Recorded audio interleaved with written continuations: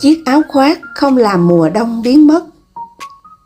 Tự chăm sóc bản thân không phải là nuông chiều, mà là cách để ta có thể tiếp tục đi xa. Audre. Mùa đông vẫn lạnh, những ngày khó vẫn sẽ tới. Chiếc áo khoác không xua đi cái lạnh, nhưng nó nhắc ta một điều rất thật. Muốn đi tiếp, trước hết phải biết giữ ấm cho mình. Trong đời này cũng vậy, không phải lúc nào ta cũng cần mạnh hơn, nhanh hơn. Có những lúc sự vững vàng nằm ở việc biết dừng đúng lúc, nghỉ khi đã mệt và chọn những điều khiến lòng mình an tâm. Không phải để né tránh cuộc đời, mà để không hao mòn chính mình trên con đường còn rất dài phía trước.